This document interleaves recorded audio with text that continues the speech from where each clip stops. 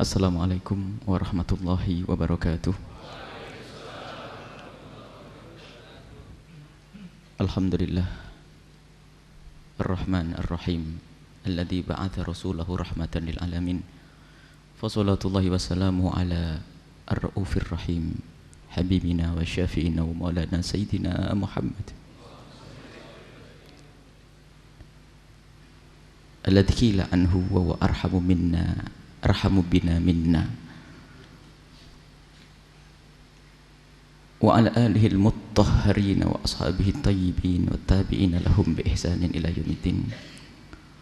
Allahumma ya rabbana irhamna wa la tu'adzibna wansurna wa la takhdhulna wa afina wa la tumritna wa akrimna wa la tuhinna. Allahumma ya rabbana anzil fi qulubina rahmatan narhamu biha ikhwanana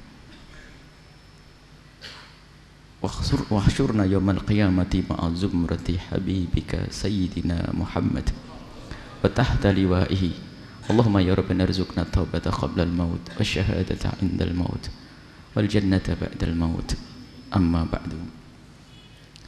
Yang sangat kami cintai, yang kami muliakan, para habaib dzurriyyah Sayyidina Muhammad sallallahu alaihi wasallam, dan harus diyakini bahwasanya kita semua ingin sambung dengan Sayyidina Muhammad sallallahu alaihi wasallam. Jika kita berbicara tentang syariat Nabi Muhammad sallallahu alaihi wasallam, dan sungguh jika tempat itu tempat untuk mengenal kita kepada syariat Nabi Muhammad, di situ ada dzurriyyah Sayyidina Muhammad, maka tempat itu tentu akan lebih berkah. Dan semoga kumpulan kita pada malam hari ini bersama para habaib dzurriyyah Nabi Muhammad sallallahu alaihi wasallam menjadi sebab kita kelak bisa kumpul bersama Rasulullah di surga, kumpul bersama Nabi Muhammad di surga Firdaus, di padang mahsyar bersama rombongan beliau. Dan para pecinta-pecinta Nabi Muhammad sallallahu alaihi wasallam yang kami cintai, alhamdulillah malam hari ini kita berkumpul di sini untuk semakin dekat dengan Rasulullah. Ada salah satu sifat istimewa Rasulullah adalah sifat pengasih. Allah yang memberi gelar Ar-Rauf Ar-Rahim, dan Allah yang menggelari Nabi Muhammad rahmatan lil alamin, rahmat untuk semesta. Dan ini kalau disyarai ini panjang sekali, sebab rahmat Nabi Muhammad tidak terbatas kepada orang yang berbuat baik kepada kita, termasuk orang yang berbuat jahat kepada kita. Bahkan bukan kepada manusia saja, kepada binatang pun rahmat Nabi Muhammad hadir, sehingga rahmatan lil alamin. Walau kunta fabima rahmatin minallahi linta lahum. Maka Nabi dengan kasih sayangnya menyebarkan syariat Nabi Muhammad, syariat beliau, dengan kasih sayang beliau lah tersebar. Walau kunta faddan ghalidhal qalbi lang faddu min hawlik. Bertentangan dengan sifat rahmat adalah sifat keras. Dan sifat keras di dalam menyampaikan dakwah pun bukan sifat dan cara Nabi Muhammad SAW. Maka kalau kita amati bagaimana hamba-hamba Allah, para kekasih Allah menyampaikan dakwah, kalau kita lacak sejarah Indonesia, nyebarnya Islam ke Indonesia yang dibawa oleh para habaib dari Hadramut, sebagian hijrah ke Gujarat terlebih dahulu, kemudian menjelajah hingga sampai ke Samudra Pasai, kemudian sampai ke Jawa, sampai ke kita, adalah dengan kasih sayang mereka, kelembutan cara mereka. Dan itulah Islam yang diajarkan, menyebarkan dengan keindahan. Bahkan di saat menegur orang bersalah pun dengan keindahan dan kelembutan, bukan dengan mencaci maki, dan bukan mengolok, dan bukan merendahkan. Dan itulah mata Nabi, namanya mata kasih sayang, ainur rahmati. Kita sering di saat kita sudah menjadi baik, bisa sholat berjamaah, bisa banyak zikir, kalau melihat orang melakukan kesalahan saja langsung mandang picik dan merendahkan. Bagaimana Imam Muhammad Al-Baqir suatu ketika mendengar cerita bahwasanya di tetangga sebelah sana ada yang berbuat zina. Mendengar begitu langsung beliau menangis. menangis terseduh-seduh. Sampai yang memberitahu itu ketakutan, ya Imam, ada apa engkau menangis? Apakah itu kerabatmu atau anakmu atau saudaramu? Beliau mengatakan bukan. Lalu kenapa kau sampai menangis? Beliau mengatakan, yang aku tahu di kampung ini semua adalah umat Nabi Muhammad, berarti yang berzina adalah umat Nabi Muhammad. Aku tidak rela jika ada umat Nabi Muhammad melakukan kemungkaran, mengangkat tangan dan memohon ampun kepada Allah untuk orang tersebut. Kita sering di saat melihat kemungkaran lalu mencaci, mana kasih sayang? Dan inilah yang akan kita hadirkan insyaallah, silsilah panjang. Dan berbuat kasih sayang kepada orang yang bermaksiat pun harus, apalagi berbuat kasih sayang kepada orang yang sangat baik dengan kita. Maka insyaallah silsilah malam ini akan kita mulai bagaimana kasih sayang kita hendaknya kita hadirkan, kasih sayang untuk orang tua kita. Ini yang aulawiyat, prioritasnya terlebih dahulu. Wa qadha rabbuka alla ta'budu illa iyyahu wa bil walidaini ihsana. Lihat, ibadah yang pertama adalah kepada Allah, engkau menyembah Allah. Martabat yang kedua adalah dengan orang tua berbuat baik.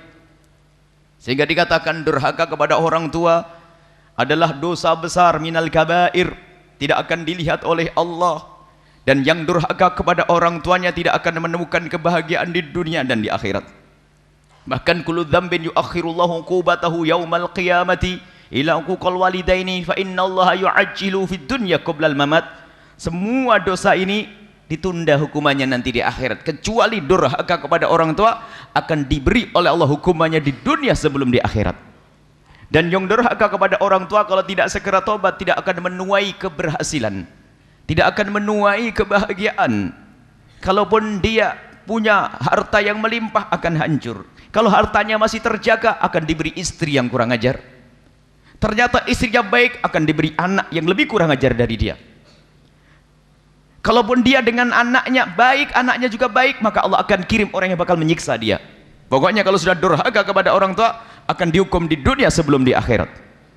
Sehingga sebagian ulama mengingatkan, kalau kamu punya masalah berat segera kamu koreksi urusanmu dengan orang tuamu.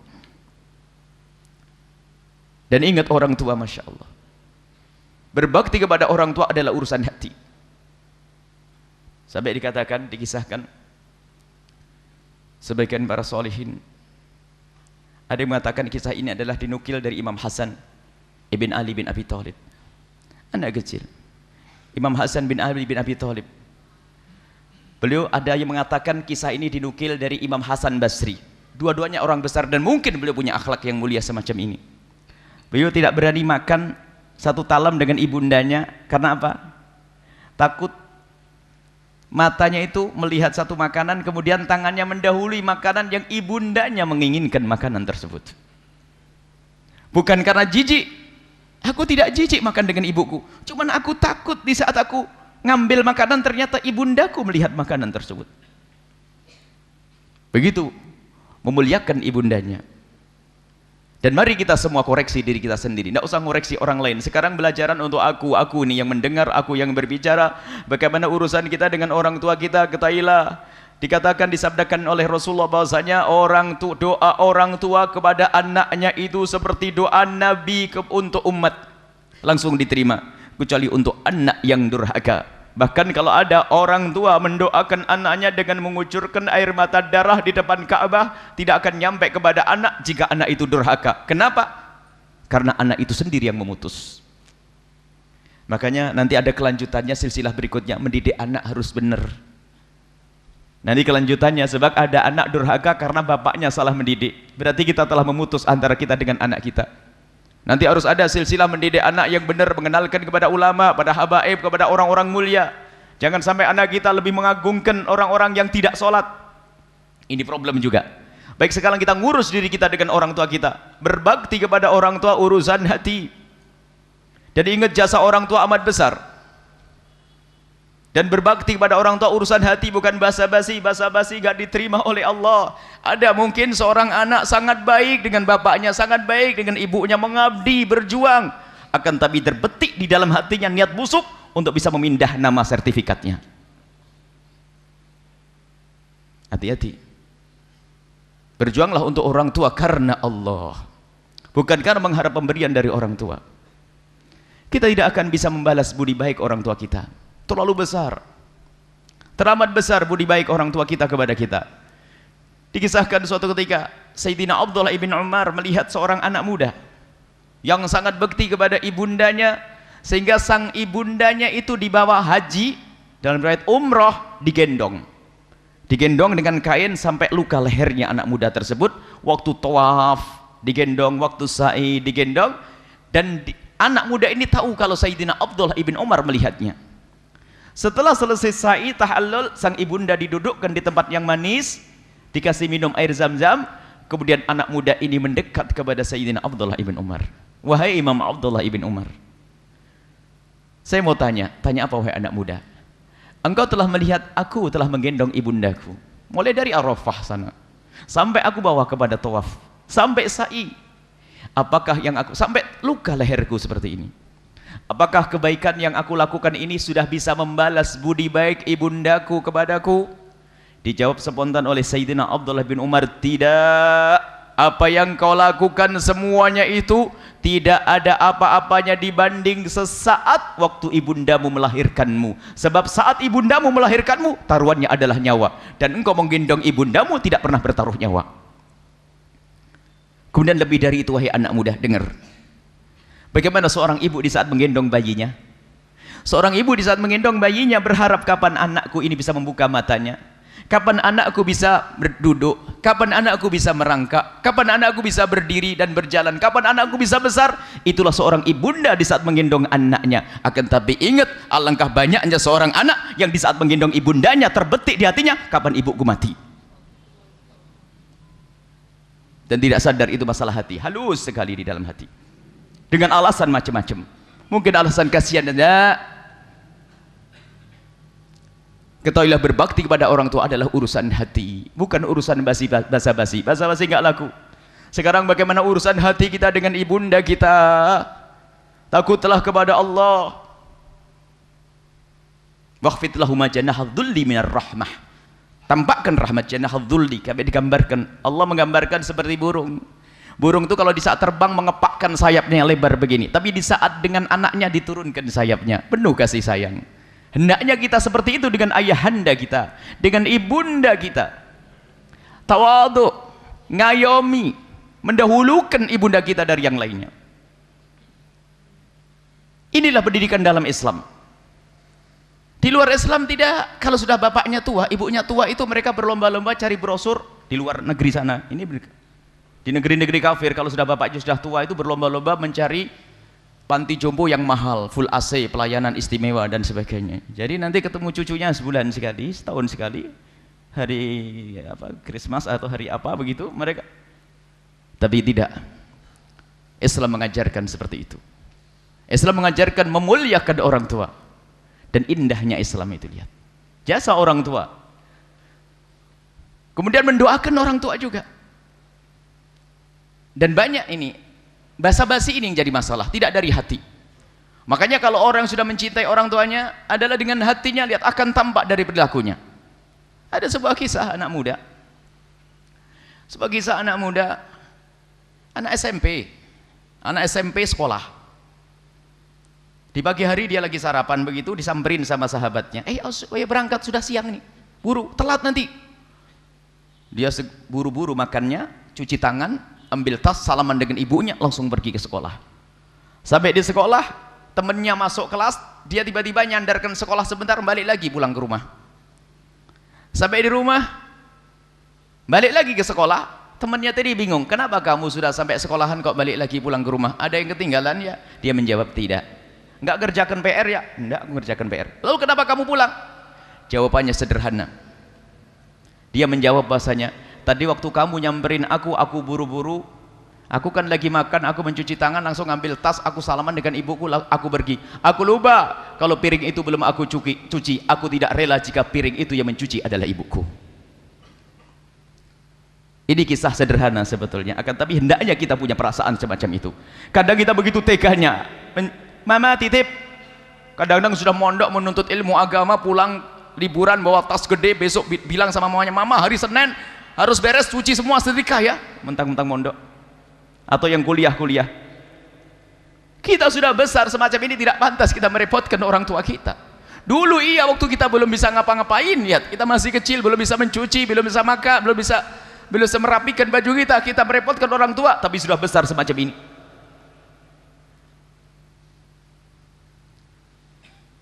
Kami sengaja membuat contoh cerita-cerita karena barangkali itu adalah modelku.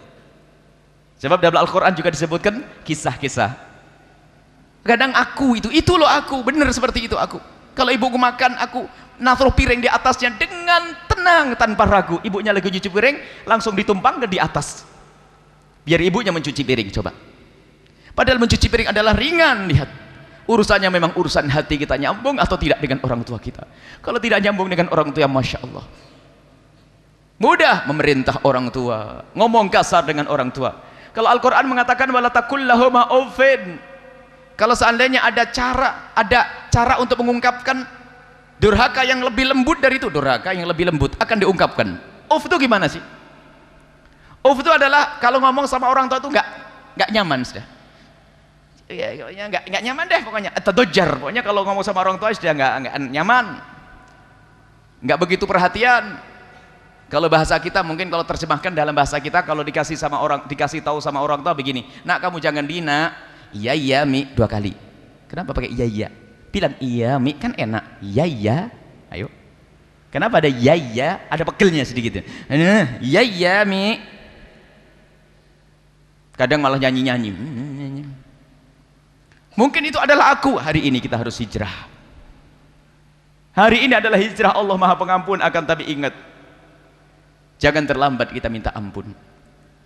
Bangun urusan kita dengan orang tua agar hidup kita terbangun, bahagia di dunia dan bahagia di akhirat.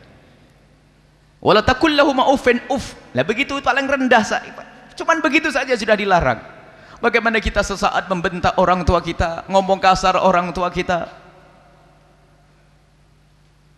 kadang nyelgit ngomongnya gitu, memerintah orang tua seenaknya. Sayyidina Abdullah bin Mas'ud bagaimana hormatnya kepada ibundanya. Suatu ketika ibundanya minta air minum. Abdullah bin Mas'ud, ambilkan aku air minum. Iya Umi, kalau dulu tidak ada air minum, ada kulkas di dalam kamar, enggak, ngambil dulu ke sumur Zam-Zam. Setelah pergi, balik lagi, ternyata ibundanya tertidur. Allah. Di saat ibundanya tertidur, dia bingung.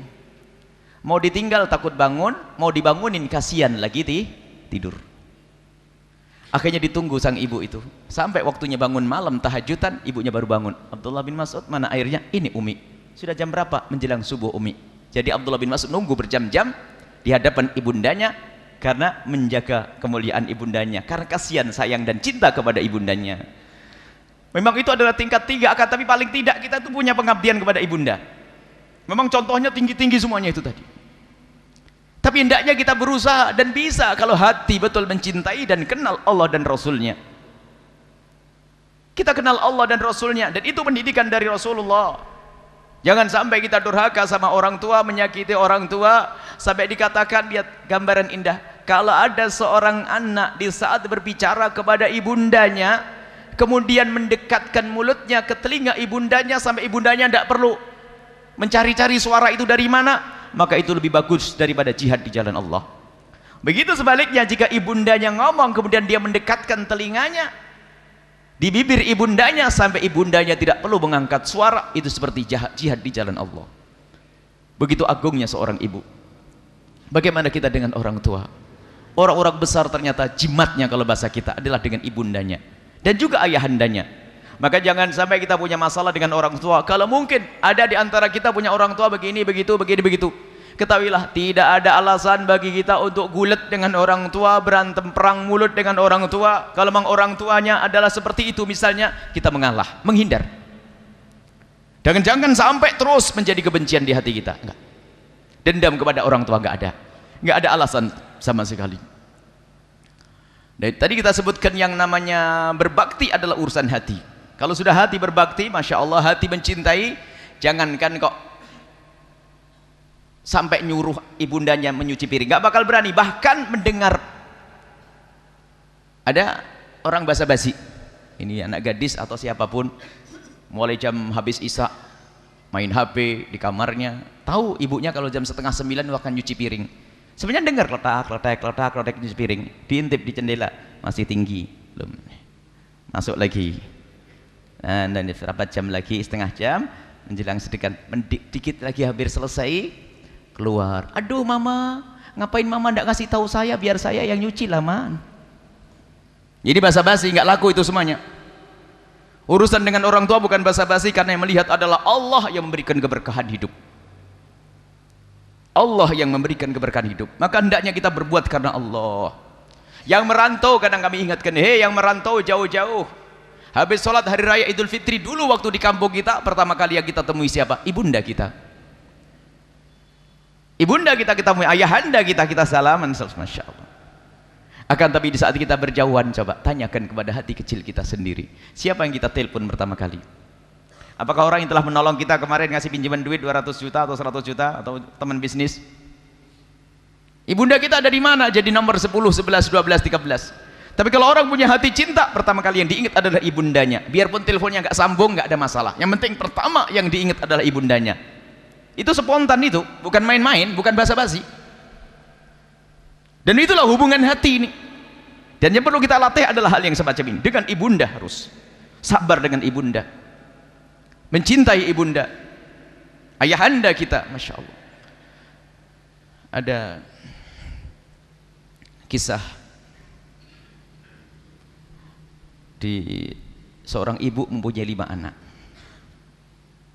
Ini ini selalu kami ulang-ulang kisah. Seorang ibu mempunyai 5 anak. Anaknya itu Masya Allah berbakti semua kepada ibundanya, baik semuanya dengan ibundanya. Suatu ketika sang ibunda ini sakit, suaminya sudah meninggal. Ibundanya ini sakit, masuk rumah sakit.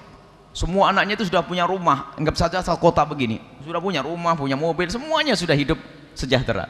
Di saat mendengar ibundanya sakit, berbondong-bondong mereka datang ke rumah sakit, karena anak berbakti semuanya. Sampai ke rumah sakit itu, setelah dipastikan ibundanya harus menginap di rumah sakit, mereka harus membuat jadwal siapa yang menjaga giliran. Ternyata setelah jadwal jadi, semuanya sepakat kami tidak mau pakai jadwal. Loh kenapa? Kata yang tertua, kami ingin tinggal di sini semuanya. Terserah tidurnya di mana, yang laki-laki tidur di luar, yang perempuan ada di dalam, dan seterusnya.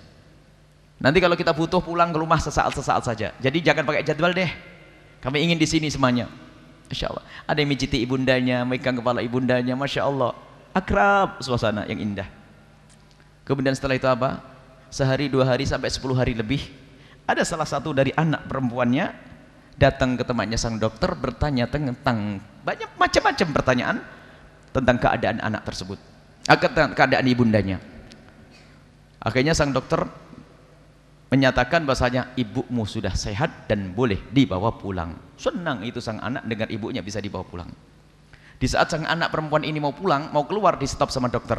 Mohon maaf ibu, ada obat yang belum beres, diselesaikan saja sampai besok, biar tambah sehari tapi sempurna. Gimana? Oh ya nggak apa-apa, disempurnakan sampai esok hari. Betul.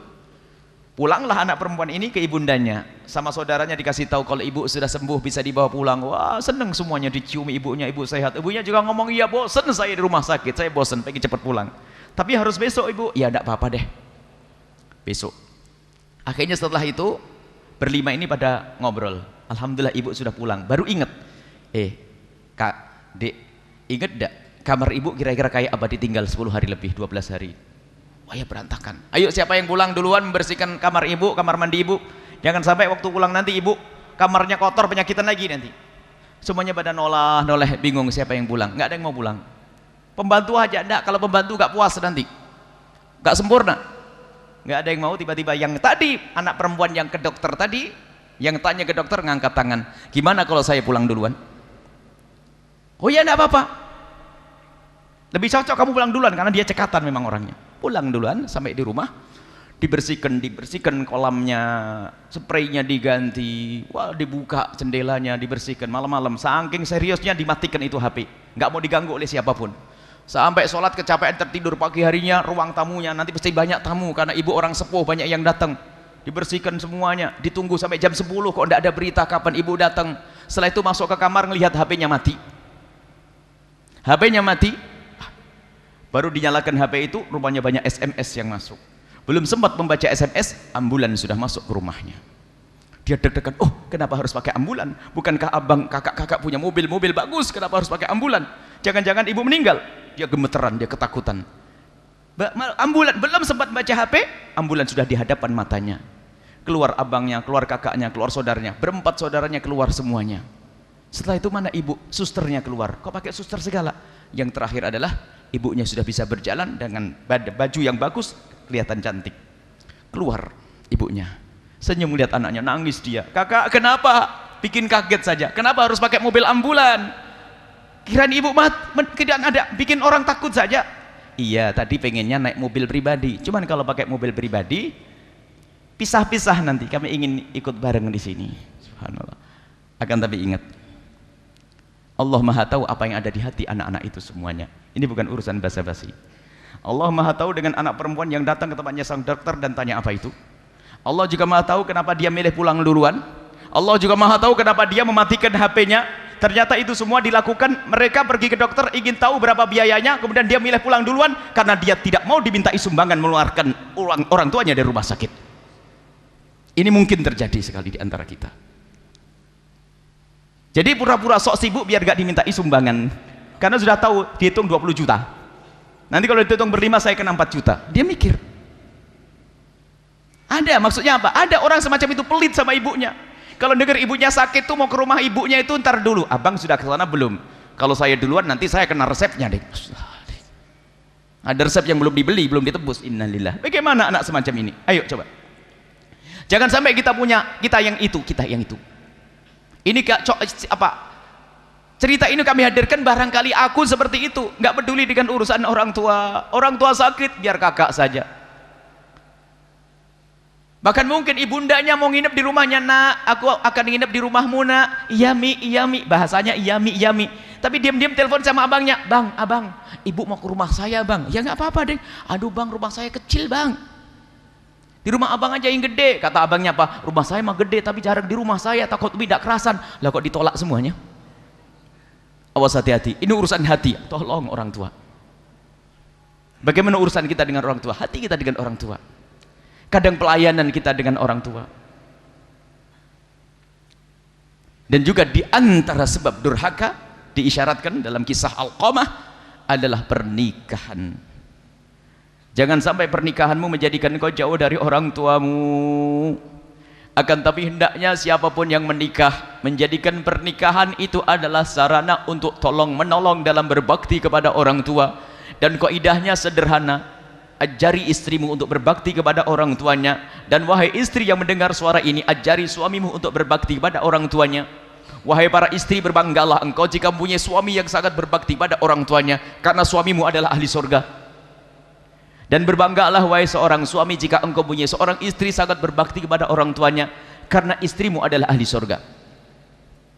Jangan dilarang berbakti, memang hakmu wahai para suami, istrimu hendaknya bersamamu. Akan tapi kalau urusan orang tuanya, kenapa harus dilarang? Itu kan kesalahpahaman di dalam memahami syariat. Membaca kitab Uqdul Ijan salah, sehingga apa? Pokoknya kamu tidak boleh ke rumah bapakmu biarpun sakit.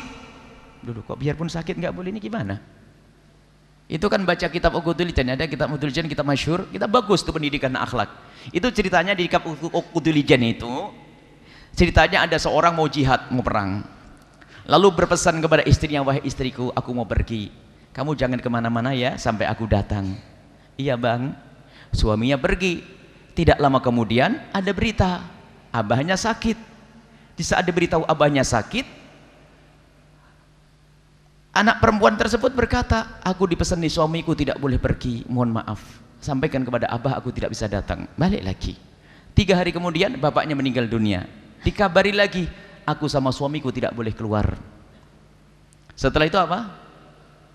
Ternyata gara-gara kepatuhan seorang anak perempuan, ada kabar gembira, orang tuanya diampuni oleh Allah Subhanahu wa ta'ala. Lah ini ada ustadz membaca kitab Uqdul Ijan salah, lalu berkata, wah istriku kamu tidak boleh ke rumah orang tuamu. Loh, kok tidak boleh? Ini gimana?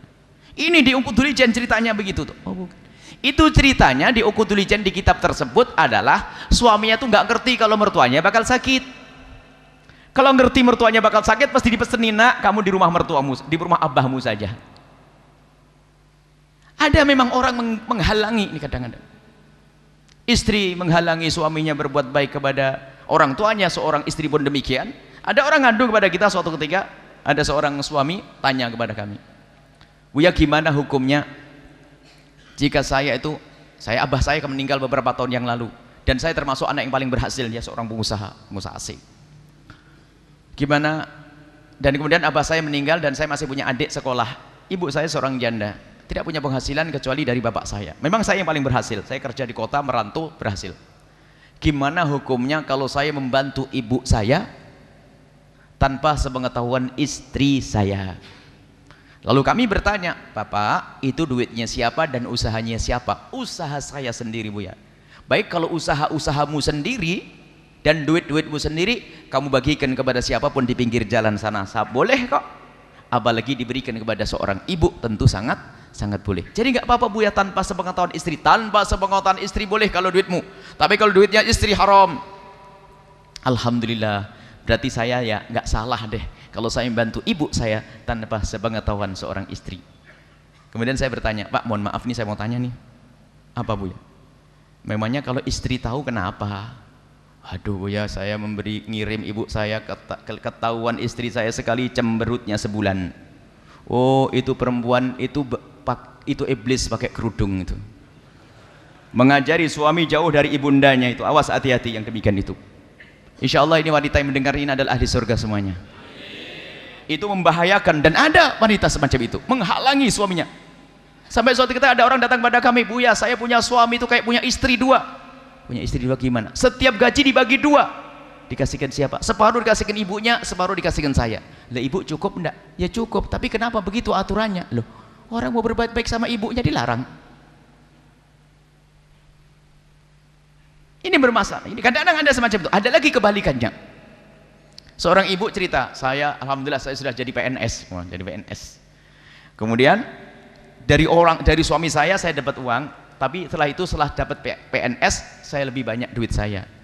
Gimana hukumnya kalau saya membantu ibu saya tanpa sepengetahuan suami saya? Ya kami tanya, itu duit siapa, ibu? Duit saya sendiri. Gaji ibu sendiri kan? Iya, gaji saya sendiri. Baik, kalau duitnya ibu mau diberikan ke siapa saja boleh, tapi ingat, jangan duit suami.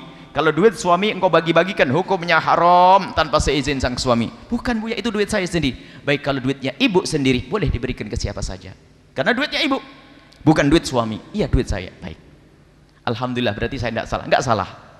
Sama pertanyaan saya, Ibu, memangnya kenapa Ibu kalau ngasih duit kepada ibu kemudian suami tahu? Waduh, suami saya marah-marah, ngancam gini, ngancam itu, ngancam ini, ngancam itu. Sampai suami saya itu jarang ke rumah mertuanya, ke rumah ibu saya. Masya Allah, kok ada orang semacam itu? Mertuamu adalah ayah ibu daripada istrimu, hendaknya kau baik-baik dengan beliau. Bahkan ajari istrimu, wahai istriku, kemanapun kau pergi harus pakai izin, kecuali urusan ibu bapakmu nggak pakai izin, langsung saja pulang. Allah, bukan malah dihalang-halang. Intinya adalah yuk kita saling bantu-membantu di dalam berbakti pada orang tua. Dan juga ini rayuan dahsyat dalam hidup rumah tangga. Nanti ada silsilah yang keberapa membangun kebahagiaan, keindahan dalam rumah tangga. Di antaranya cara merayunya adalah dengan mengajari berbakti. Contoh, kalau ada seorang suami mengajak istrinya belanja ke pasar, selalu suami itu minta tambah sarung satu lagi, Ma. Kenapa kok Pak tambah lagi, Pak? Pokoknya tambah satu. Tambah kerudung satu lagi. Tambah satu lagi. Selalu ditambah, tambah. Sampai istrinya bingung, Bang, untuk siapa kok pakai tambahan-tambahan? Sudahlah, beli aja. Sampai di rumah dipisah itu yang tambahannya tadi, dibungkus oleh sang suami, dirapikan. Istrinya penasaran, Bang, untuk siapa itu kerudung? Untuk siapa itu sarung? Untuk siapa itu kue-kue? Sang suami tiba-tiba menjawab, untuk ibu. Ibu siapa? Ibumu kan sudah meninggal. Ibumu, Neng. Allah. Apa yang ada di hatinya? Terayu. Ya Allah, suamiku ingat ibuku, aku saja tidak ingat ibuku. Lihat pendidikan dari Nabi, indah semuanya, nanti kebahagiaan akan terwujud di situ. Begitu dia seorang istri, tiba-tiba diam-diam nabung untuk mertuanya. Itu rayuan dahsyat itu. Dan memang begitulah hendaknya kita bangun rumah kita, rumah tangga kita adalah untuk saling tolong menolong dalam berbakti kepada orang tua.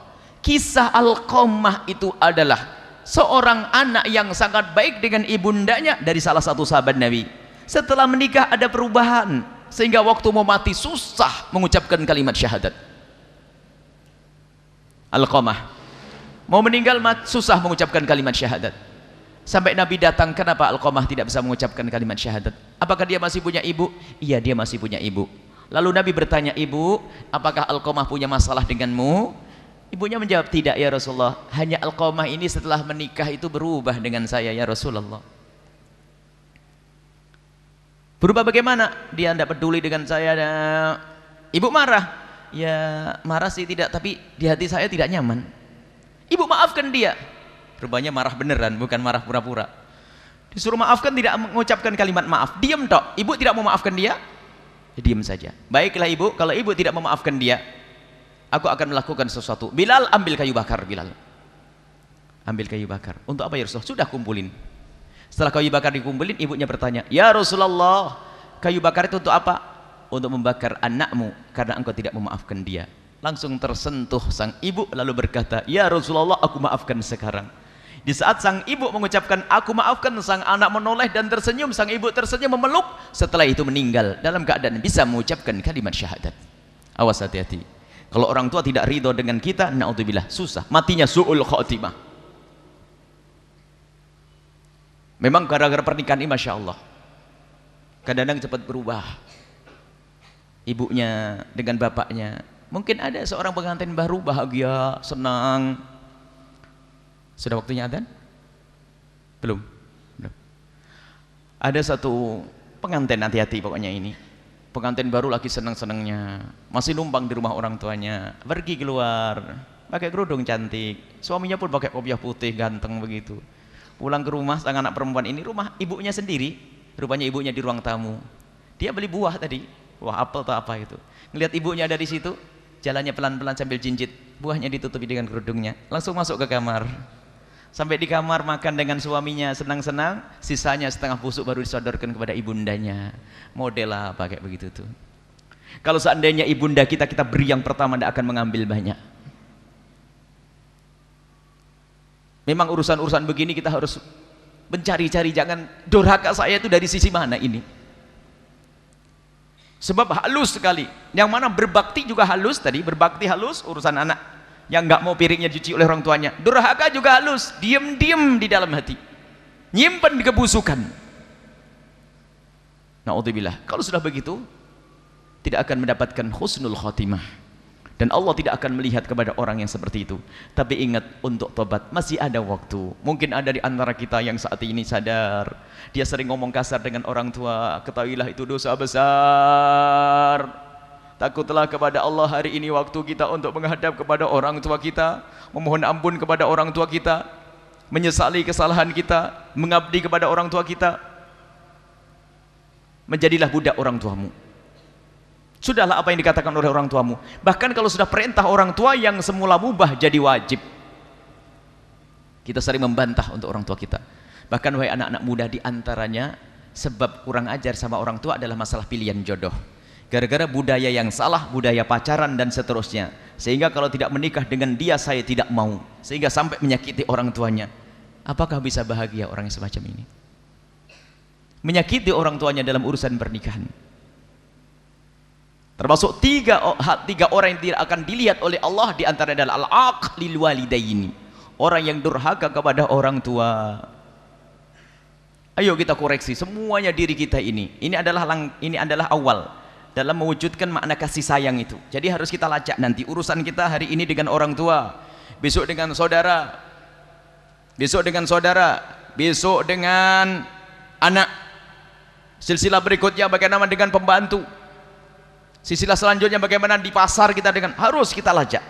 Sebab kasih sayang Nabi itu merata semuanya. Cuma ini paling gede dulu, orang tua dulu kita. Ada orang bisa berkasih sayang dengan orang di luar tapi sama orang tuanya, Masya Allah, itu pasti basa-basi itu. Oh, kalau di kantor aduh supel, lembut, senyum ditebar sana sini.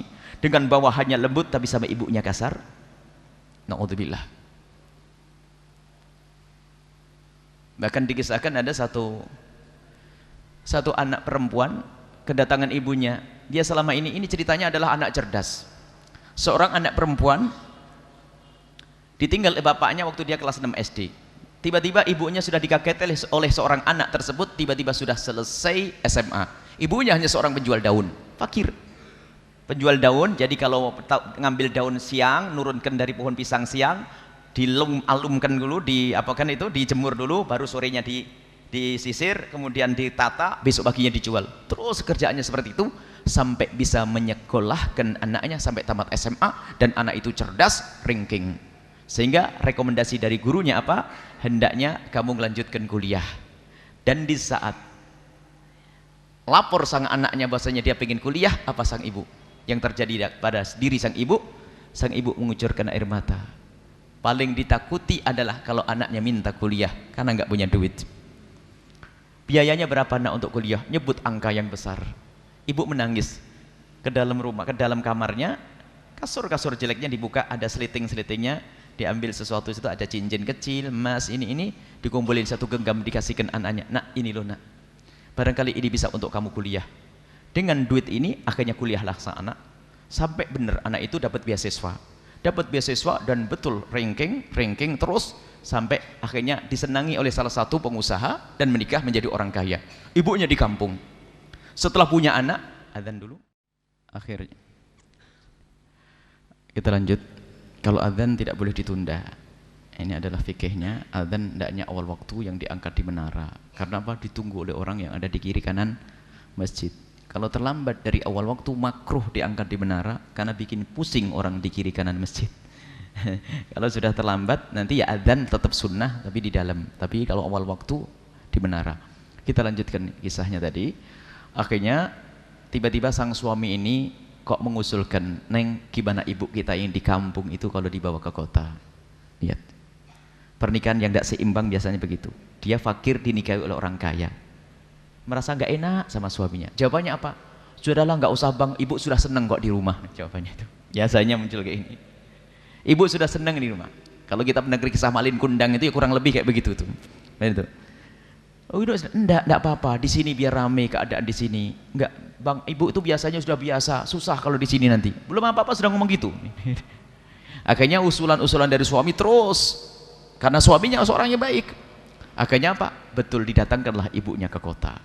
Hari pertama makan bersama di kota bersama cucu-cucunya. Kaget melihat rumah mantunya, rumah anaknya kaya. Makan pertama bersama sang anak. Karena sang anak ini mulai kecil nggak pernah ngerti ngabdi kepada orang tua, sehingga nggak ngerti kesukaan orang tua itu apa. Biasanya orang tuanya itu ibundanya kalau di rumah tuh makan nasi tim. Nggak tahu ngerti nggak nasi tim di sini tuh? Nasi lembut begitu, kayak lontong dan sebagainya. Di sini nggak ada. Nasinya nasi kasar. Ibu nggak bisa makan. Cuman seorang ibu biasanya tidak rewel. Ngambil sendiri nasinya kasar, mau dimakan nggak bisa. Cuman dia nggak mau nyakiti anaknya. Dikasih kuah lah, barangkali dengan kuah bisa lembut. Di saat mengambil sang kuah, rupanya tangannya orang tua yang gemetaran, tumpah. Di saat tumpah, ngembalik lagi ke tempatnya sang kuah, mengambil lebih banyak lagi, jatuh. Apa kata sang anak? Pertama ngikut, "Ma, jangan tumpah, Ma." Pertama. Sang ibu ngambil yang kedua kali sampai tumpah. "Mama, kok begini? Ini ngotorin meja." "Sudahlah Pak, kalau begini, Mama dibuat ke meja sendiri aja di sana, biar makannya enggak di sini." Ini ada sebagian orang tua, kalau melihat orang tua, sebagian anak ngelihat orang tuanya sepuh, jelek, mungkin secara lahir, suruh makan sendiri. Kamarnya paling pojok. Alasannya apa? Biar dekat sama kamar mandi, biar ini, biar itu. Awas, hati-hati. Ini yang nggak maksud. Dan kami himbau kepada siapapun yang punya anak santri, hendaknya dilatih anaknya untuk bisa mengabdi. Kalau liburan diingatkan, kalau kamu liburan nak, bisalah engkau masak kopi buat ibumu, menyucikan baju buat ibumu. Jangan sampai nyantri sampai di rumah masih nyeksa orang tuanya. Jadi mengabdi juga perlu dilatih agar ngerti kesukaan ibumu apa. Belajarilah, ibumu senang apa kamu harus tahu, ibumu hobi apa harus tahu. Ini adalah dididik anak-anak itu. Baik, maksudnya apa di sini? Ada sebagian orang itu pernikahan ini gara-gara pernikahan, mungkin seorang melarat, laki-laki melarat menikah dengan perempuan kaya, akhirnya gengsi membawa ibunya. Malu, datang ke rumah ibunya saja sudah jarang-jarang. Kenapa? Nggak enak, gengsi. Padahal menantunya belum tentu seperti itu. Itu kesombongan. Dan awas, hati-hati, model-model seperti juga ada. Intinya ayo kita menjaga. Jangan sampai tiba-tiba kita termasuk tergolong orang yang durhaka. Maka hendaknya kita mencari cerita yang banyak, barangkali itu adalah aku. Termasuk orang yang pelit sama orang tua, jangan-jangan aku. Orang yang suka ngomong nyelkit, jangan-jangan aku. Intinya awas, hati-hati, durhaka kepada orang tua termasuk dosa yang sangat besar. Dan perintah berbakti kepada orang tua adalah perintah yang kedua setelah menyembah Allah Subhanahu wa taala, wa qadha rabbuka alla ta'budu illa iyyahu wa bil walidaini ihsana. Ini saja, tadi ada waktu untuk bertanya, dipersilahkan. Silahkan ini. 1 2, malah yang pakai kacamata lebih dulu angkat tangan. 3 dulu ya, baik. Sini. Ini dulunya. Nah, dulu sama yang di luar nanti. Angkat silakan. Assalamualaikum warahmatullahi wabarakatuh. Waalaikumsalam warahmatullahi wabarakatuh. Gini Bu ya, ini yang saya alami ya. Bagaimana cara untuk berbakti pada ibu yang sudah wafat. Terus yang kedua, berbakti pada ayah yang jaraknya jauh. Baik, coba. Ya, gitu ya. Baik, insyaallah. Dijawab dulu atau bagaimana? Sambil jalan mic-nya. Ini pertanyaan ini pasti ada. Ini mungkin ada selama ini saya nggak sempat bakti kepada orang tua saya. Mungkin saya kasar dengan orang tua. Kemudian orang tua meninggal dunia, wafat. Baru sadar sekarang ini. Saya mau cari orang tua saya sudah dikubur. Gimana berbakti pada orang tua yang telah meninggal dunia? Yang pertama adalah jangan Anda berdoa kecuali orang tua Anda bawa dalam doa Anda. Anda melupakan sekali saja, ini alamat hatimu tidak nyambung. Itu saja. Wong doa itu enteng, apa sih susahnya doa? Yang menjadi lupa adalah hati tidak nyambung ke orang tua. Kadang kita doa satu gembok tebel, minta rezeki banyak, minta ini, tapi lupa mendoakan orang tuanya. Dan doa orang tua, Rabbighfir lahuma, Rabbirhamhuma, awafir lahuma warhamhuma kama rabbayani shaghira. Ya Allah, berikan pengampunan kepada orang tuaku dan berikan kasih sayangmu. Doa enteng tapi dari hati.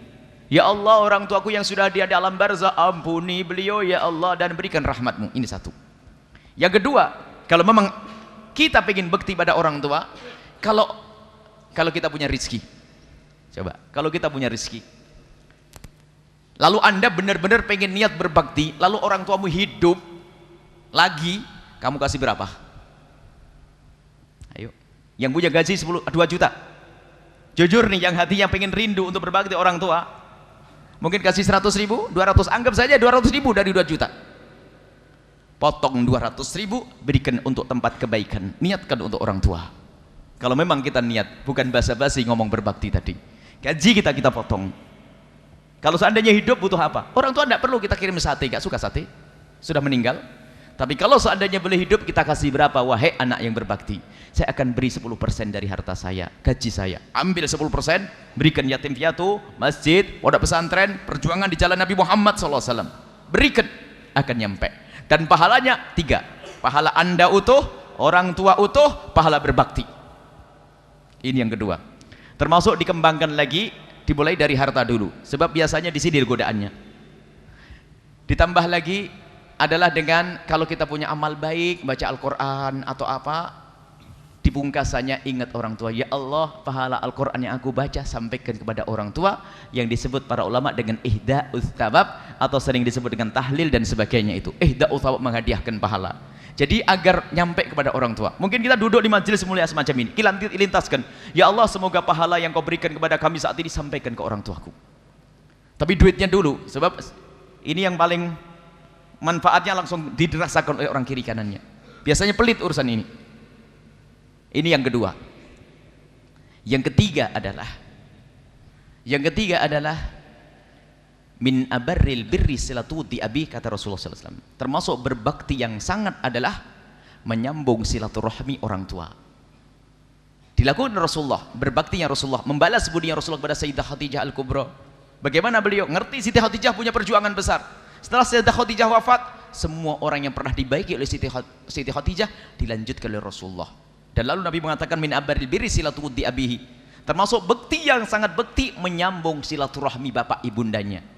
Artinya begini, kalau ibu kita dulu setiap lebaran ngasih sarung di sana, yuk kita lanjutkan. Mungkin kualitas sarungnya tidak seperti bapak kita kaya, kita kurang, tapi tetap disambung. Sambung orang yang pernah disambung oleh orang tua kita. Termasuk diantaranya ada ini yang sering dilupakan. Ini bab nanti insya Allah, episode yang keempat atau ketiga, adalah anak orang tua kita. Siapa mereka? Saudara kita. Lihat saudara kita, awas. Banyak orang setelah orang tuanya meninggal dunia rebutan waris, gulet, naudzubillah. Musuhan, kalau sudah rebutan waris ini nggak pandang, tidak orang kaya, tidak melarat. Melarat hanya rebutan piring itu nanti. Yang penting harus masuk neraka.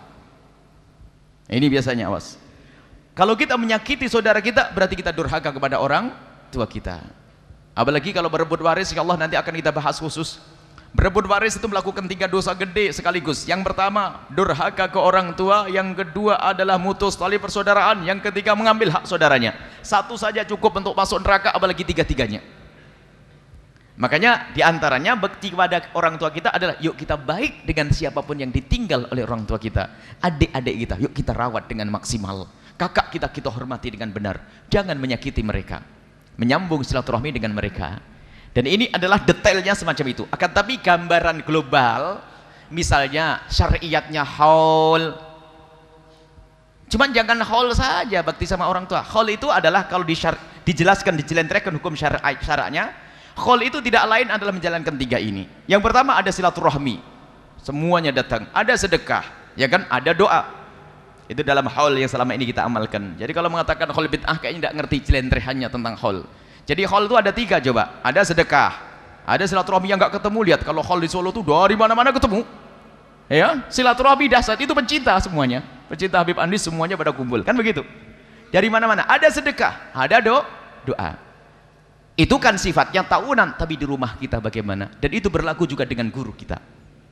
Bukan kepada orang tua saja. Termasuk istri yang pernah berbuat baik kepada kita. Dicontohkan oleh Nabi SAW, lakukan 3 hal beres. Allah tidak pelit. Nggak ada kata tertutup. Bahkan suatu ketika ada seorang anak, saya pernah membunuh ayah saya. Nangis dia. Saya berantem dengan ayah saya, membunuh. Membunuh anak saya. Saya pengen tobat, nangis saya nyesal pengen. Allah Maha Pengampun. Allah Maha Pengampun. Terus kita bimbing sampai dia menyesal. Dan bisa baik. Apakah diampuni? Ampuni. Allah Maha Pengampun. Orang nyesal kok. Dan dia menyesal, lihat. Dia membiayai adiknya setelah itu merawat semua yang bersama. Saya kasih tahu masalah ini. Dia mencoba berbuat baik dengan semua yang dibagi orang tuanya. Bisa semuanya. Tapi kalau menunda tobat ini yang menjadi masalah. Nanti aja deh kalau saya tua. Iya kalau sempat tua, mati duluan. Makanya nggak boleh menunda kata esok hari. Malam ini kita harus memulai hubungan baik dengan orang tua. Selesai. Wallahu a'lam bishawab. Yang di ujung sana. Silakan. Mic-nya. Sesuai dengan supaya tidak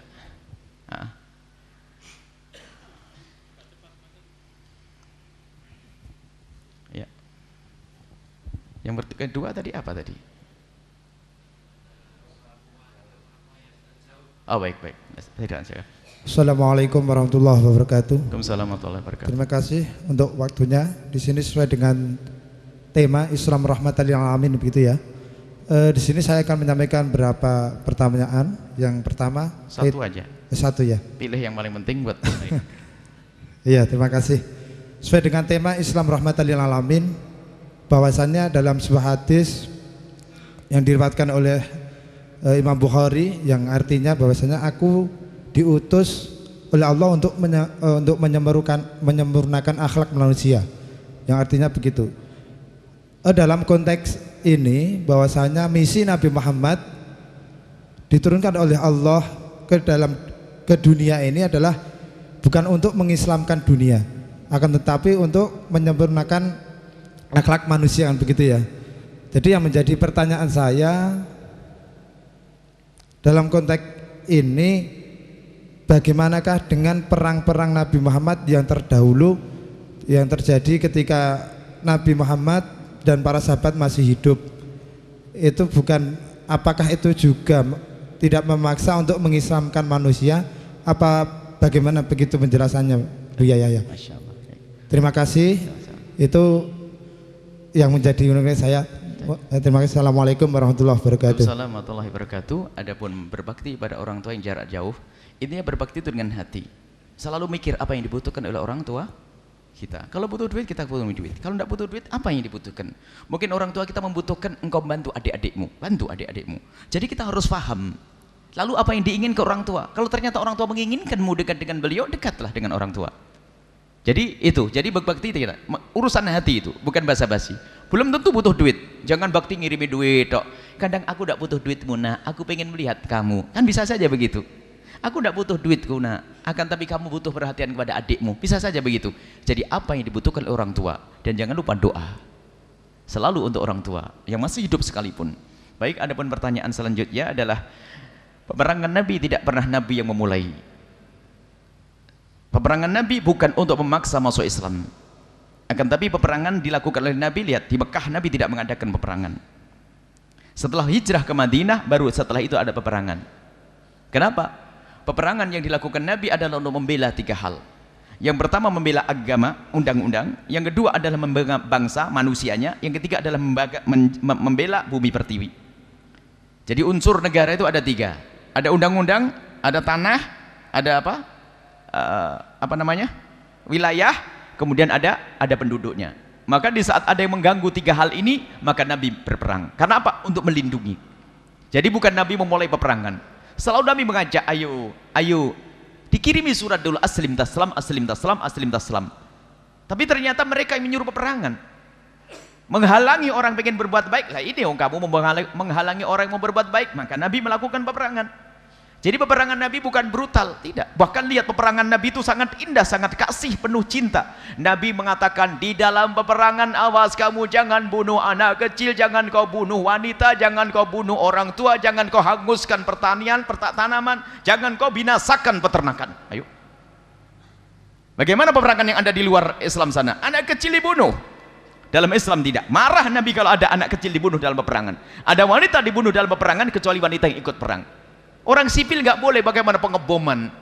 Bagaimana sekarang? Ini lebih dahsyat lagi, yang aneh lagi, orang ngaku Islam ngebom orang Islam. Ini pendidikan dari mana itu?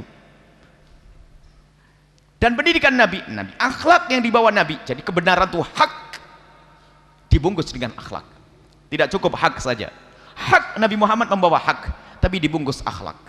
Setelah dibungkus akhlak, maka bisa diterima di mana-mana. Sekarang bayangkan, penerus Nabi SAW, para habaib, para ulama yang datang ke Indonesia, pendatang beliau itu, lihat, orang asing bagi orang Indonesia, tapi bisa menikah dengan putri raja dan sebagainya. Ada apa itu semuanya? Ayo, kalau bukan dengan akhlak yang mulia, dengan kebaikan budi pekerti mereka. Dan masuk ke Indonesia tidak dengan peperangan, tapi dengan agama tetangga kita, agama yang satu lagi, perang dia, jajah berapa ratus tahun, lihat. Tapi Islam tidak dengan penjajahan, tidak. Adapun berita yang selama ini diekspos Islam disebarkan dengan pedang, itu adalah dusta. Islam tersebar tidak dengan pedang, akan tapi dengan kasih sayang Nabi Sallallahu Alaihi Wasallam. Baca sejarah yang sesungguhnya akan ketemu judulnya. Tidak usah jauh-jauh bagaimana Indonesia diislamkan oleh para ulama-ulama, para habaib itu dengan kelembutannya. Tiba-tiba kerajaan berubah semuanya, nggak pakai peperangan. Kalau ada kisah peperangan tentang Majapahit dengan Demak waktu itu pun, kisahnya itu adalah bukan peperangan yang dimulai oleh umat Islam, akan tapi karena mereka tidak senang dengan keberadaan umat Islam lalu memerangi.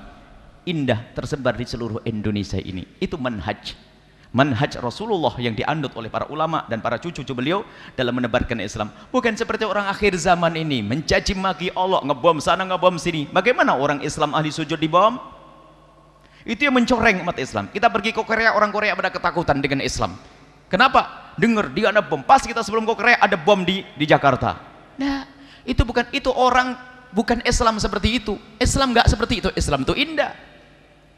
Islam tidak mengajarkan kekerasan. Baik, kalau ada peperangan di dalam Islam, itu adalah bukan Nabi memulai, tapi Nabi untuk membela agama, membela manusia. Biarpun itu orang Kristen, di dalam Islam dibela oleh Rasulullah. Kemudian membela tanah air. Wallahu a'lam bishawab. Satu lagi di belakang dulu, baru ditambah nih, sudah angkat tangan tadi. Kalau waktunya habis mohon dikasih tahu supaya tidak zalim kepada yang lain.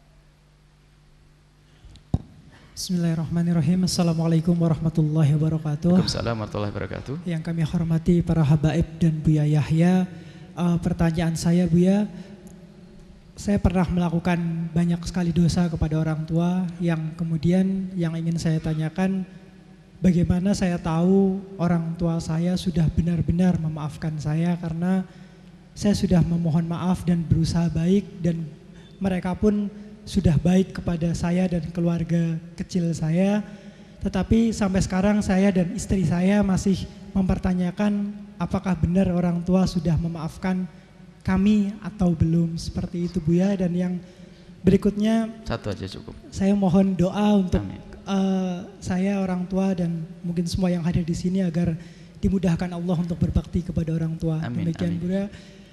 Terima kasih atas jawabannya. Assalamualaikum warahmatullahi wabarakatuh. Waalaikumsalam warahmatullahi wabarakatuh. Nasihat Luqman Hakim jawabannya. Luqman Hakim menasihatkan, lupakan dua hal dan selalu ingat dua hal. Yang harus kau ingat dua hal ini adalah, jika ada orang berbuat baik kepadamu, awas jangan kau lupakan. Selalu berusaha kamu untuk mengingat kebaikan orang kepadamu. Yang kedua, yang harus selalu kau ingat adalah di saat engkau berbuat salah kepada seseorang, sampai kapanpun jangan kau lupakan. Tujuannya apa? Agar engkau berhati-hati tidak mengulang kesalahan, agar engkau selalu memperbaharui kata maaf. Sebab mengulang kata maaf tidak hina. Dan bagus, harus seperti itu hatimu. Merasa gimana ini? Saya merasa salah terus. Apakah sudah dimaafkan? Tetap terus berusaha. Dan tidak boleh kata menyerah. Biasanya pertanyaan adalah tidak dengan orang tua. Saya sudah minta maaf kepada seseorang lalu dia tidak memaafkan saya, bagaimana?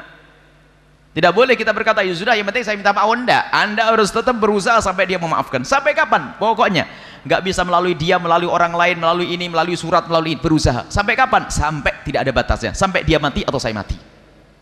Kalau saya mati dia belum memaafkan, saya sudah berusaha seperti itu. Ada satu riwayat nanti di akhirat nanti orang-orang yang seperti itu yang pengen menuntut kepada saudaranya akan dikatakan, wahai hamba Allah, lihat itu di surga itu, di atas itu ada istana surga.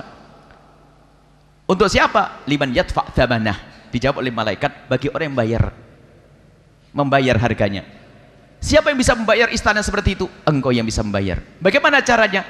Engkau ambil, engkau maafkan saudaramu yang berbuat salah kepadamu, maka engkau akan mendapatkan itu. Spontan dimaafkan. Yang dulu di dunia enggak maafkan, langsung dimaafkan nanti di akhirat. Yang penting kita usahanya serius. Belum masa, ya sudah, yang penting saya sudah minta maaf, maafin terserah deh. Ini kan kurang ajar namanya. Apalagi dengan orang tua. Bagus seperti itu. Terus berbuat baik. Bahkan kalau seandainya seorang anak sudah berbuat baik kepada orang tuanya, ada namanya sifat orang tua yang macam-macam. Beliau manusia, bukan malaikat, bukan nabi. Kadang masih pilih kasih, kita berbuat baik masih tidak dianggap. Kita berbuat baik kadang-kadang kalau anak yang satu lagi ngasih langsung dipegangi, giliran kita ngasih dilempar. Ini ada orang ngadu kita. Kalau kau saya ini, tidak peduli, jangan ngurus itu. Yang penting engkau punya tugas berbuat baik. Jika orang tuamu tidak menerima, Allah sudah menerima. Jangan sampai jadi putus asa itu. Nah ibu, setiap saya kasih pasti begitu. Terima kasih mah enggak, tambah sakit hati saya. Loh enggak, katanya mau berbakti ke orang tua. Ini ada. Orang tua kadang pilih kasih, naudzubillah. Awas, hati-hati, ini juga nasihat umum. Jangan sampai pilih kasih. Memberikan hibah kepada anak tidak adil, hukumnya haram, itu menanamkan kebencian antara anak. Biarpun itu anak mama, anak paling sayang, tidak boleh kita tidak adil. Harus adil dengan orang tua. Sebab ketidakadilan itu menjadikan kebencian di antara mereka. Baik, makanya biarpun seperti apa orang tua, apalagi orang tuanya sudah baik, enak, tinggal dilanjutkan, ditingkatkan. Yang penting ada niat dari diri Anda dan menyesali, tidak mengulangi kesalahan yang lalu. Insya Allah sudah sampai kepada Allah, dan Allah akan memaafkan itu semuanya. Semoga kita menjadi hamba-hamba yang berbakti pada orang tua kita. Cukup? Yakfi? Ada lagi? Fadal, kata Habib, diizinkan. Yang bertanya tadi mana, dekat sini? Ini. Baik.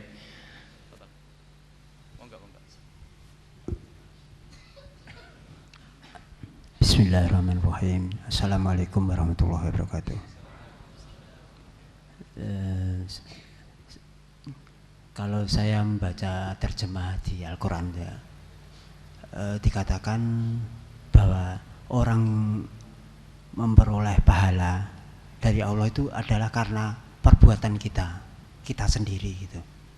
Tapi dengan tadi dikasihkan orang tua juga, itu apakah itu kekecualian atau juga orang lain juga bisa menerima? Di terjemahan Al-Quran kalau kita baca itu kan kita dapat pahala atau jasa dari Allah itu karena amal kita sendiri, berdasarkan keimanan kita. Terima kasih Ustaz. Pembahasan adalah ayat yang dibahas, wa allaisa lil insani illa ma sa'a. Cara memahami bahwasanya dalam Al-Qur'an disebutkan seseorang tidak akan mendapatkan pahala kecuali dari usahanya sendiri. Usaha orang lain bukan jatahmu. Kan begitu. Bapak hanya mendapatkan gaji karena usaha Bapak. Gaji saya buat saya. Tapi apakah ayat ini mengatakan gaji orang lain tidak boleh diterima oleh kamu? Tidak ada. dan diterangkan dalam banyak riwayat. Di dalam Al-Quran juga disebutkan tentang diperintah bagaimana kita mohonkan ampun orang tua kita. Dan juga masalah ihda'ul thawab ini telah dibahas oleh para ulama, menghadiahkan pahala. Nah, ini kesalahan memahami ayat wa allaisa lil insani illa ma sa'a, bahwasanya seseorang itu akan mendapatkan pahala dari yang dia usahakan saja. Ini tidak mengatakan, Al-Quran tidak mengatakan usaha orang lain tidak boleh. Usaha orang lain bagaimana? Usaha anak sampai kepada orang tua. Kalau kita mendidik anak sampai kapanpun pahalanya anak sampai ke kita. Bahkan kan jangan anak murid yang baik pun ternyata kita mendidik anak pahalanya nyampe ke kita. Kalau dikatakan kullu amal ibni adam idza mata ibnu adam qata amalu illa min thalathin, dalam riwayat 8, bukan 3 tok. Termasuk kita membuat sumur, lalu sumur itu diminum oleh orang sampai kapanpun mengalir kepada kita. Biasanya orang itu membatasi, seolah-olah tidak boleh orang lain. Biasanya dibahas masalah menghadiahkan pahala urusan tahlil. Sudah dibahas oleh ulama dari masa ke masa. Dari masa ke masa masalah menghadiahkan pahala itu sampai kepada orang yang kita hadiahi. Sampai. Dan tidak ada yang mengatakan tidak sampai kecuali yang dinukil dari Imam Syafi'i radhiyallahu ta'ala anhu. Tapi murid-murid Imam Syafi'i mengatakan tidak sampai jika tidak dialahkan. Tapi akan sampai jika dialamatkan. Maksudnya ini adalah wajar yang demikian itu. Sehingga masalah ihda'u thawab, menghadiahkan pahala itu ada 2. Amalan, yang kedua adalah harta. Kalau harta, dalam hadis riwayat yang seorang, ya Rasulullah, inna ummi matat wa qad nadharat an tahujj. Ibuku mati nazar untuk haji. Ibuku nazar untuk haji. Bagaimana? Apakah akan aku penuhi nazarnya? Penuhi nazarnya. Sehingga seorang wanita tersebut mengamalkan satu haji lalu untuk orang tuanya. Sehingga dikatakan pahalanya untuk orang tua. Dan pahala untuk orang tua banyak kisahnya dalam riwayat-riwayat. Sehingga disepakati oleh para imam 4 madhab. Tidak ada yang berbeda dalam hal ini kecuali orang akhir zaman. Kemudian perbedaan, kalau seandainya dianggap perbedaannya itu adalah nyampe atau tidak nyampe, bukan bid'ah atau bukan bid'ah, ini jauh sekali. Nyampe tidak nyampe menjadi bid'ah tidak bid'ah, ini kan jauh sekali. Sekarang ada orang dikit-dikit mengatakan itu bid'ah. Cobalah kita kalem sedikit. Ulama tidak membahas mengirimkan pahala itu bid'ah atau bukan bid'ah, tapi ulama membahas bahasanya nyampe atau tidak nyampe. Ihda'us thawab, ihda'u thawab, menghadiahkan pahala.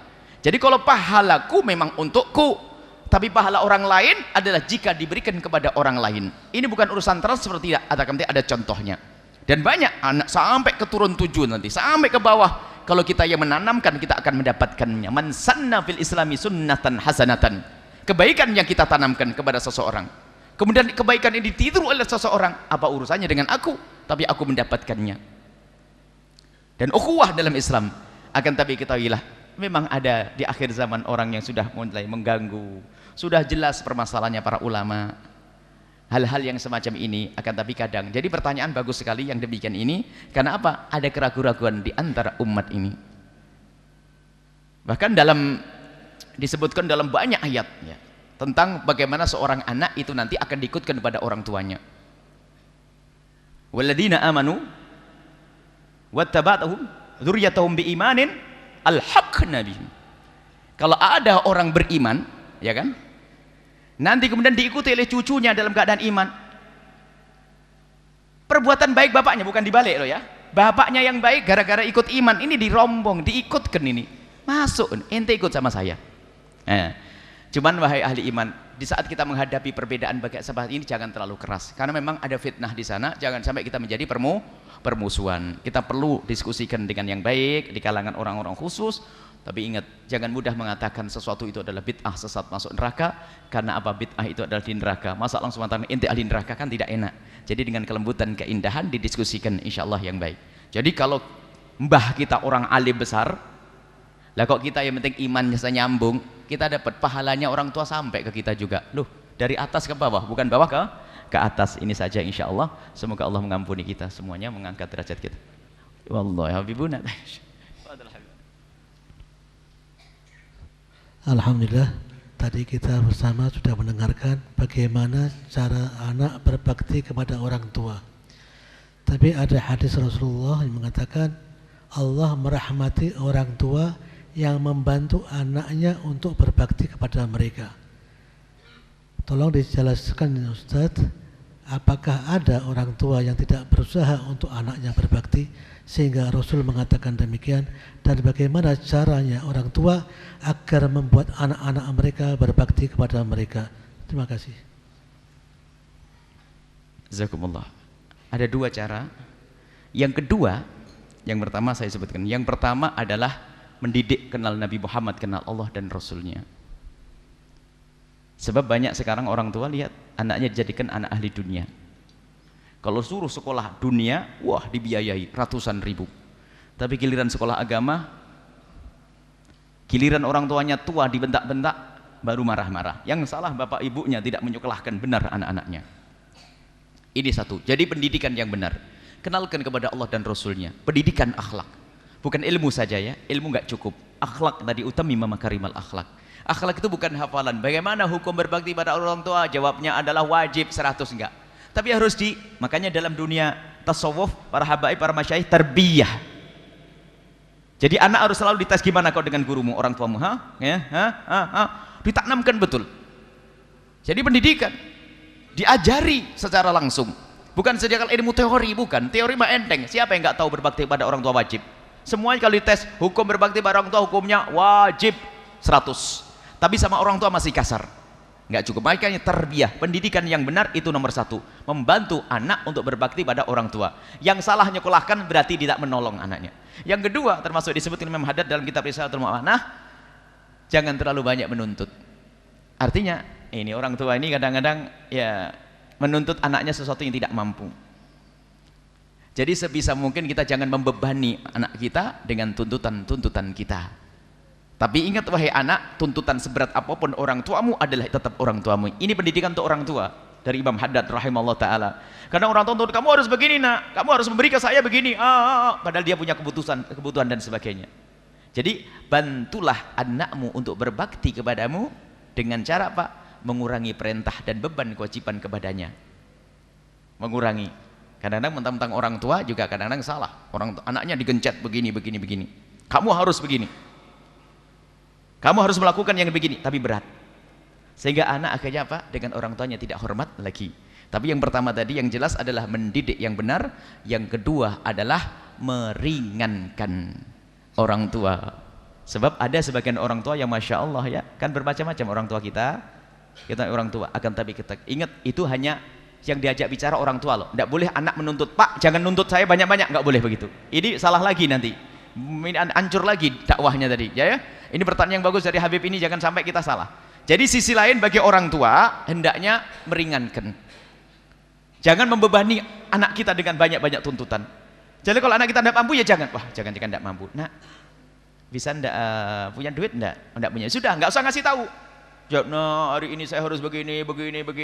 Bingung anaknya.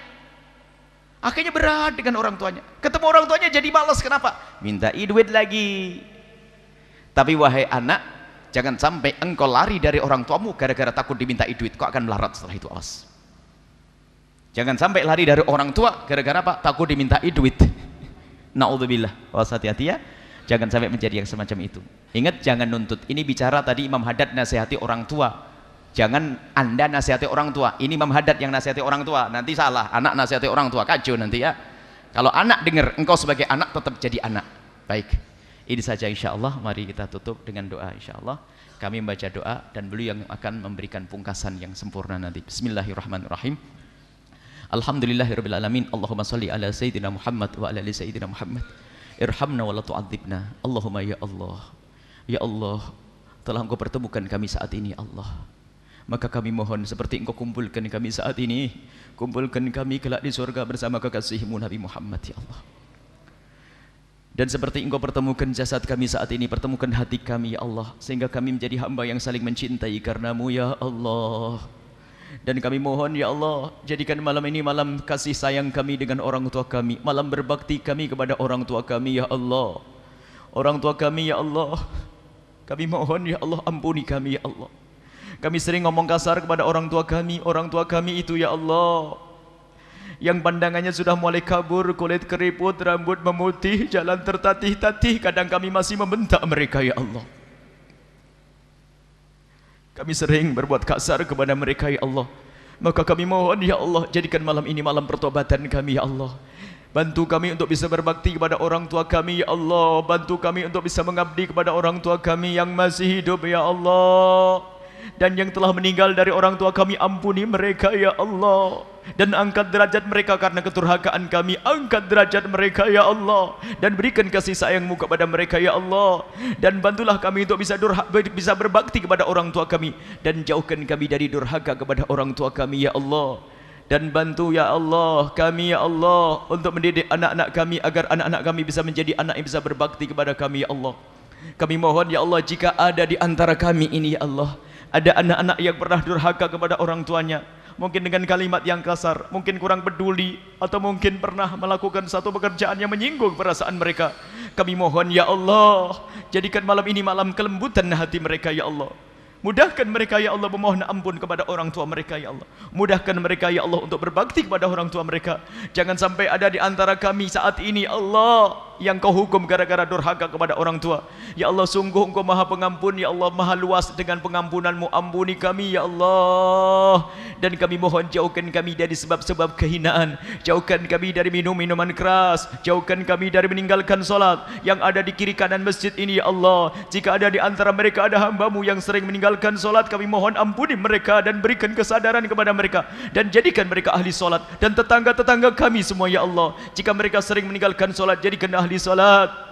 Dan kami mohon ya Allah, jauhkan kami dari minuman keras, tetangga kami, masyarakat kami dari minuman keras. Jauhkan mereka dari judi ya Allah. Dan jauhkan kami dan mereka dari riba ya Allah. Dan jika ada di antara kami adalah hamba yang masih berurusan dengan keharaman itu ya Allah, berkat kemuliaan majlis ini ya Allah, berkat kemuliaan pertemuan ini ya Allah, kami mohon hentikan mereka dari kehinaan itu ya Allah. Dan ampuni mereka ya Allah, ampuni mereka ya Allah. Dan berikan mereka kesadaran ya Allah. Dan jauhkan kami ya Allah dari zina yang hina dan Kau hinakan yang saat ini banyak terjadi di sana sini. Kebusukan zina, syahwat ya Allah yang haram, kami mohon jauhkan kami dari zina.